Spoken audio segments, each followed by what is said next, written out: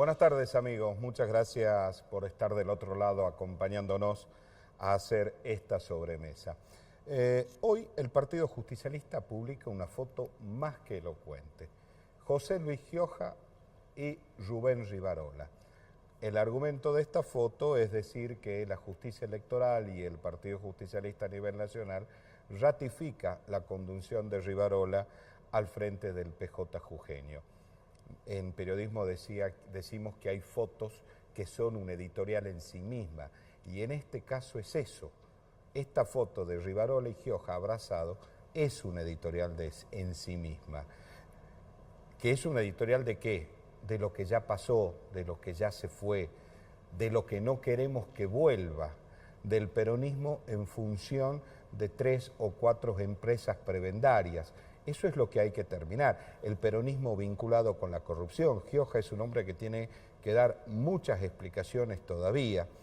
Y fíjese lo que dice Rivarola, dice: el PJ ahora es la casa de los trabajadores, las casas donde se trabaja, dice, y se discute el futuro de Jujuy.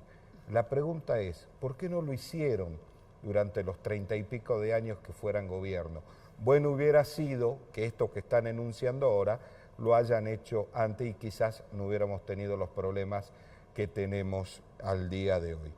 Así que bueno, Rivarola parece que quiere reconvertir, lo cual no tengo la menor duda que es un enunciado periodístico y nada más, y el Partido Justicialista va a seguir en función de 2 o 3 empresas prebendarias del Estado que paradójicamente están estrechamente vinculadas a la conducción de ese partido.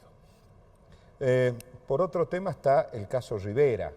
El caso Rivera, que ayer dimos cuenta de este incidente de tránsito protagonizado por el director provincial de la Juventud, una alcoholemia positiva, algún altercado importante con la policía, detenido por algunos minutos en la seccional 33, y luego la causa la tiene la Fiscalía en cuestión. El único que tuvo una posición política concreta sobre el caso Rivera fue el ministro de Gobierno, Agustín Perazzi, a la postre el ministro político de la provincia, que dijo que Rivera tenía que renunciar. Sin embargo, a partir de eso, muchas ambivalencias. Rivera dice, he puesto a disposición del gobernador mi renuncia. A ver, todos los funcionarios del momento que dicen sí juro, tienen a disposición del gobernador la renuncia, o sea, es una verdad de perogrullo.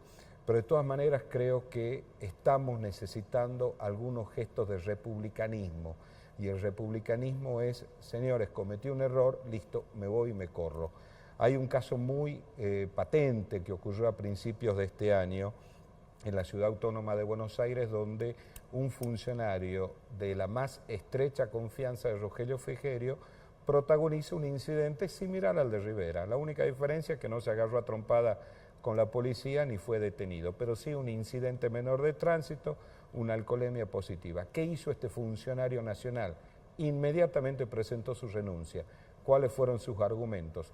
No quiero perjudicar ni al Ministerio del Interior, ni al Ministro del Interior, y mucho menos al Gobierno Nacional. Así que me voy. Creo que la sociedad está demandando este tipo de gestos. Vimos las lamentables imágenes de lo que fue las 2 últimas sesiones en el Congreso de la Nación. Lo conversábamos en la radio en su momento con Alejandro Cuellar, con Silvia Bianco, y yo me resisto a creer que esto es el principio, creo que es el fin de una metodología. ¿Y por qué digo que es el fin de una metodología? Porque la sociedad argentina se expresó de una manera contundente y claro que no quiere más violencia, que se puede decir, no estoy de acuerdo con la reforma previsional, y en la misma oración decir, no estoy de acuerdo con la violencia. Una cosa no contrapone a la otra. Esto es uno de los temas que vamos a conversar hoy, porque nos va a acompañar la diputada nacional Gabriela Burgos, una señora que pertenece al bloque de Cambiemos. Una pausa y ya estamos con ustedes.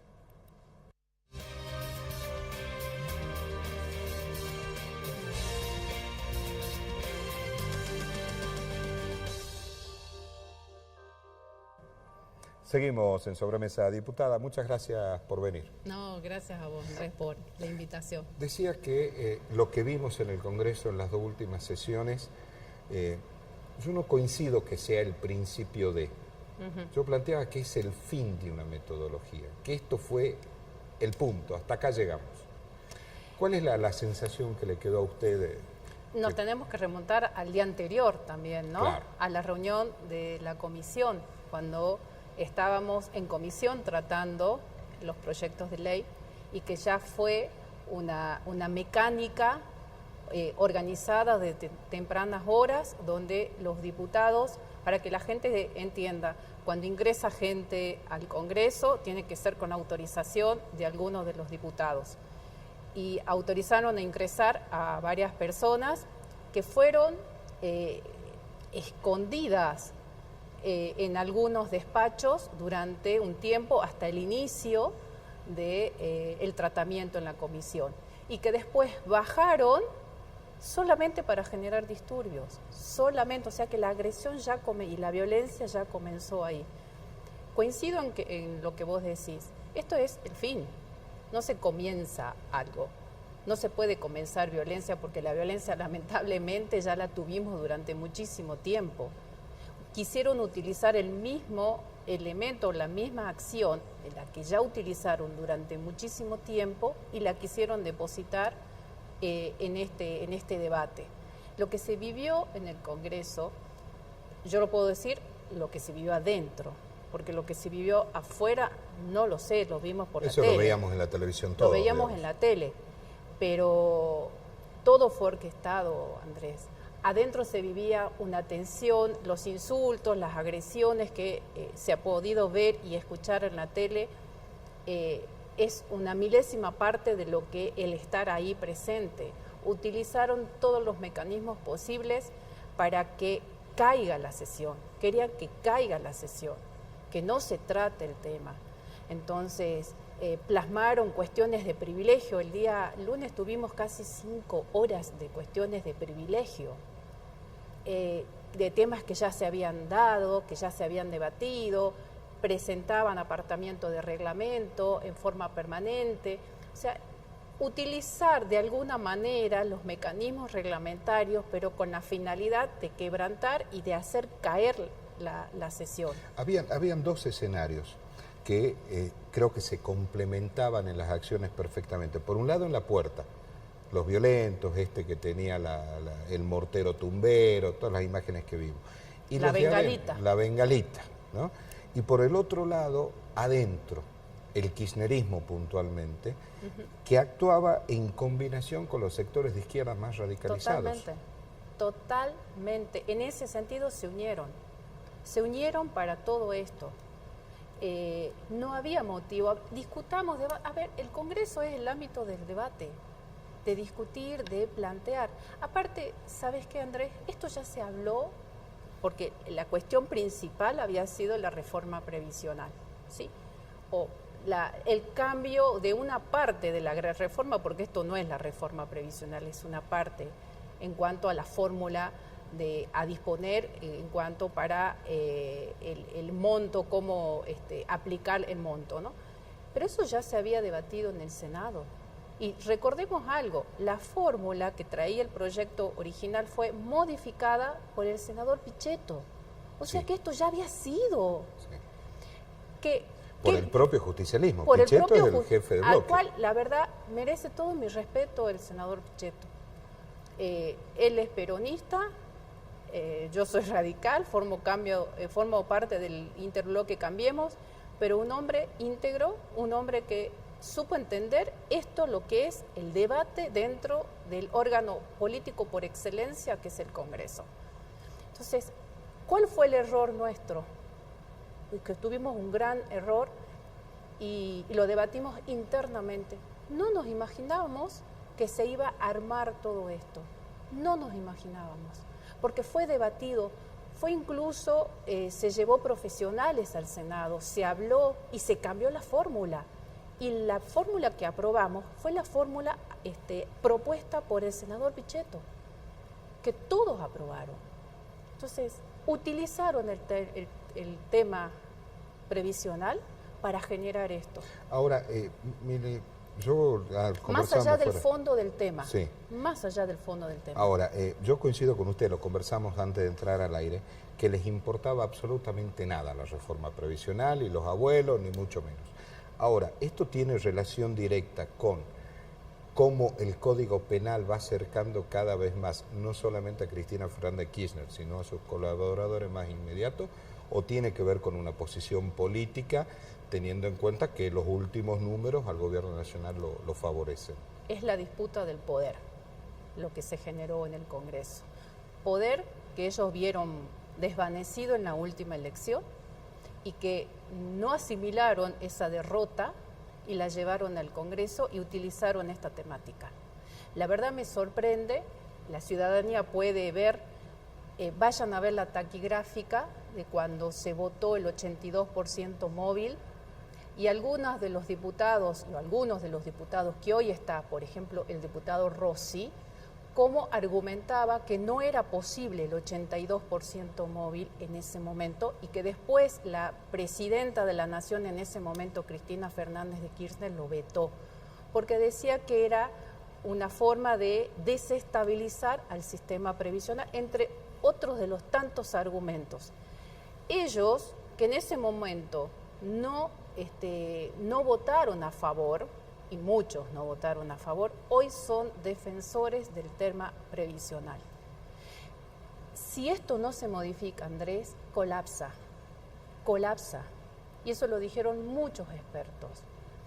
Fue una bolsa donde sacaron dinero permanentemente y no se generó un fondo confiable, un fondo real para la prevención. En realidad en el mundo ha colapsado el sistema Es uno de los temas que se viene hablando en el mundo entero. El tema ese, estaban sujetos nuestros jubilados a no a la inflación como ahora, que van a estar por encima, lo que van a cobrar van a estar por encima de la inflación, sino en la recaudación. O sea, más o menos lo que está pasando cuando uno va a un casino. Si ganas, tenés más. Si no ganas, no recibís. Lo mismo pasaba con los jubilados. Inclusive hubo épocas, 3 años, en donde los jubilados perdieron su poder adquisitivo porque la recaudación del Estado fue mucho menor. Claro. Hoy lo que van a cobrar los jubilados va a estar por encima, entre un 3 a un 5% por encima de la inflación, y no el monto que establece el Estado, el gobierno. Lo desenganchan de la recaudación. No está sujeto a eso. Pues parece la una recaudación timba tiene antes. estacionalidad también. ¿Cómo? Hay meses que se recaudan más, hay meses que se recauda menos. A eso estaba sujeto. Por eso es que perdía el valor adquisitivo. Y si se recaudaba bien en el Estado, se pagaba mejor. Si no se recaudaba bien, no se pagaba. 2014 fue uno. Entonces, ahora, diputada, ya teniendo esto, ¿no? Y partiendo, como coincidíamos con usted, que esto es el fin. Y creo que el fin lo vimos también ese mismo día cuando personas salían a la calle a tocar la cacerola y decían, no estoy de acuerdo con la reforma, pero tampoco estoy de acuerdo con la violencia. Esa era una violencia, eso no es una violencia, sino eso es una manifestación legítima. Claro. La gente pudo Eso decir sí. las dos cosas en la misma oración. Pero ellos se fueron porque no se sentían representados Obviamente. con esto. Destruir una plaza es una expresión de rechazo a una reforma previsional. Tirar, llevar piedras, llevar un montón de instrumentos que fueron sacados de todos los colectivos que fueron introducidos en Capital Federal, en Cava, forma parte de una protesta pacífica. ¿Para qué voy a llevar morteros? ¿Para qué voy a llevar todas las herramientas o las armas de uso casero o de confección casera que se llevaron? Yo ¿Para le diría qué? tumberas. Las imágenes, no estoy de acuerdo con, para mí fue muy feo el día jueves el llegar al Congreso, a la zona del Congreso y ver los camiones de gendarmería, de todos ahí estacionados, ¿no? Pero te puedo asegurar, Andrés, que si no se hacía eso, ingresaban al Congreso, porque la finalidad era que ingresen al Congreso, como vimos que ingresaron a la legislatura de la provincia de Buenos Aires, porque esa era la finalidad, Entonces, me parece que hay cosas que hay que analizar, y lo que pasó ese día o esos días nos pone a nosotros, a todos, a los políticos, pero también a la ciudadanía, a tener que replantear muchas cosas. ¿Hasta cuándo la manifestación es legítima? Pero ahora nosotros como sociedad necesitamos señales de la política. Por supuesto. ¿Sí? ¿Cuáles son esas señales que la política me va a tener que dar en el 2018 para decirme, señor, usted puede disentir, usted puede no estar de acuerdo, puede tener un acalorado debate, pero no puede ser violento? ¿Qué es cómo la política me va a decir esto? Y sobre todo del oficialismo, que es el que tiene mayor responsabilidad. Bueno, nosotros permanentemente estamos, y lo decimos abiertamente, que estamos en contra de la violencia. No respondimos con violencia, respondimos con diálogo, y respondimos con institucionalidad y respondimos con el reglamento. El día lunes, todas las cuestiones fueron respondidas por el presidente de la Cámara con el reglamento. O sea, lo que a veces utilizan para impedir, porque querían que se impida, el mismo reglamento, que es el que organiza el funcionamiento de la Cámara, es el que permitió que se continúe la sesión. Entonces no vamos a responder con esas herramientas de que muchos durante mucho tiempo utilizaron. Acá se tiene que pensar en un país a corto, mediano y largo plazo. El cortoplacismo al que nos tuvieron acostumbrados, medidas de favorecer inmediatamente o de ganar ciertos adeptos sin poder pensar en un futuro, eso ya se terminó. Hay una proyección de un Estado de ahora en adelante, con medidas. El pacto fiscal es una medida. El gran pacto entre los gobernadores es una medida, es un acuerdo, en donde vamos a marchar con esto, nos vamos a poner de acuerdo. Vos, provincia o Estado provincial, esto, yo, Estado nacional, esto. Estas son las reglas, estos son los puntos que vamos a seguir. Estamos hablando de un Estado austero. Tenemos que bajar el déficit fiscal, tenemos que bajar todo lo que tiene que ver con el gasto público. Hay que hacerlo. El presidente de la Nación lo dijo y el gobernador. Hay que bajar el gasto político. Totalmente. Bueno, pero ese teléfono parece que en Jujuy no sonó. Ya se va a hacer. Hay señales. El gobernador lo dijo. Sí, pero el gobernador lo dijo, lo enunció desde el primer día. Secretaría de Cultura tiene 30 funcionarios. Secretaría de Cultura, Ministerio de Desarrollo Humano, 30 y pico de funcionarios. Hay secretarías que no saben para qué están. O sea, desde la política y sobre todo en los municipios, no hay señales todavía de decir vamos a achicar el gasto, vamos a reducir el gasto político. Eso es un gran desafío que tenemos nosotros como gobierno. A ver, durante este tiempo, Andrés, ¿qué se generó empleo real, genuino, para que la gente apueste a eso? No, la gente lo único que quería era tener un cargo, un contrato en el Estado, ya sea provincial o municipal o en algún lugar, pero era esa la finalidad y nada más que eso. Durante mucho tiempo se hizo eso, no había otra perspectiva. Para eso tenemos que generar trabajo, para eso no duerme nuestro gobernador viendo la forma de generar dentro de Jujuy nuevos puestos de trabajo. Pero para eso la sociedad también tiene que colaborar, Andrés. ¿Cómo colaborar? Con capacitación. Hoy en día los niveles de capacitación son cada vez más exigentes. Sí. Todos nos tenemos que capacitar permanentemente, nosotros también nos tenemos que capacitar permanentemente. Es nuestra obligación como representantes capacitarnos, pero la gente también. Fíjese un detalle. El otro día conversábamos con el nuevo ministro de Turismo y él nos decía que uno de los desafíos que tiene para afrontar, y que lo conversó con el gobernador, es convencerlo al empresariado turístico jujeño que apueste acá, que haga turismo receptivo y no todo emisivo. Exactamente. Eso es fundamental. Es un gran, en cuanto a las plazas han aumentado, la gente que ha comenzado a poner hoteles o hostales también, pero con una cierta reticencia, cierto miedo. Hay muchos obstáculos también que hay que ir limando para posibilitarle, darle la veña o darle la posibilidad, hacerlo amigable y atractivo para que el empresario venga acá y depositar. Tenemos algo que muchos lugares no tienen, que es la belleza natural. Y la cultura. Bueno, todo lo que significa Jujuy, lo tenemos, otros lo tienen que hacer, que se encargaron durante años y años en modificar su naturaleza para hacerla más atractiva. Nosotros no tenemos que modificar nada, porque a la naturaleza la tenemos. Lo que tenemos que modificar es nuestra forma de pensar, nuestra forma de ser y nuestra forma de atraer. Tener confianza en nosotros las mismos, posibilidades de la provincia. En lo que somos capaces de hacer, y no es individualismo, es trabajar en equipo, no es un eslogan, Andrés. Diputada, ¿qué año 2018 se viene en materia política? Y se vienen cambios en cuanto, ya lo anunció el presidente de la Nación, todas las reformas que se han estado dando, que inclusive ahora mismo se están llevando a cabo en el Senado de la Nación, lo que se trató en la Cámara de Diputados, todas han sido herramientas para ir modificando y para ir encauzando, primero al Estado.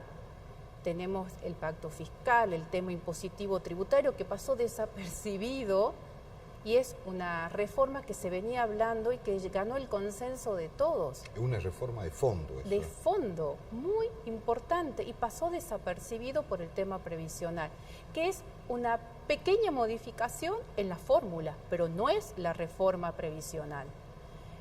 Creo que también nos tenemos que dar ese debate en cuanto a la reforma. ¿El pacto fiscal es un punto de partida, entender sí, ustedes? Sí. Sí, no, sin lugar a dudas. Son presupuestos mínimos para los próximos 30 años.